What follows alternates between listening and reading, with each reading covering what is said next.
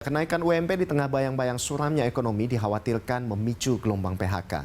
Pasalnya kenaikan UMP yang tinggi ini muncul di tengah penurunan daya beli masyarakat. Kenaikan upah minimum provinsi atau UMP di tengah bayang-bayang suramnya ekonomi di tahun 2023 dinilai akan membebani para pengusaha yang berujung bisa mengakibatkan pemutusan hubungan kerja alias gelombang PHK terjadi. Ketua Bidang Ketenagakerjaan Asosiasi Pengusaha Indonesia atau APindo, Anton C. Supit berpendapat kenaikan UMP memang tidak serta-merta menjadi penyebab terjadinya PHK. Namun, persoalan kenaikan UMP ini mencuat karena dirasa tidak menyesuaikan kondisi perekonomian yang tengah sulit.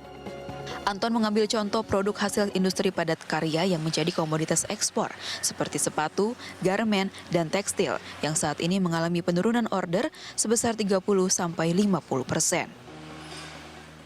Kembali ke PHK, itu kita tidak mengatakan karena ada UMP naik lantas terjadi PHK.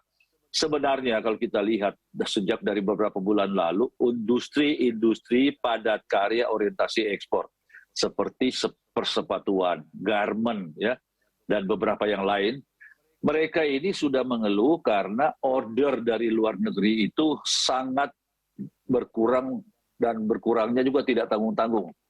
Sepatu berkurang 50% dan garmen rata-rata 30%. Anton menambahkan lesunya bisnis ini membuat pengusaha tidak sanggup untuk menahan karyawan bekerja tanpa ada target produksi yang pasti, sehingga memicu potensi PHK.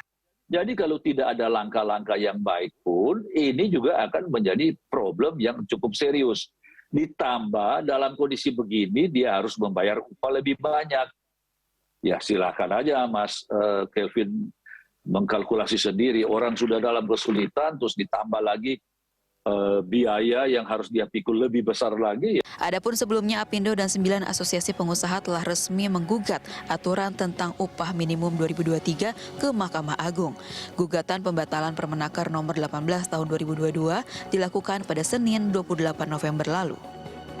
Kelvin Sipahutar, Cindy Layan, Jakarta.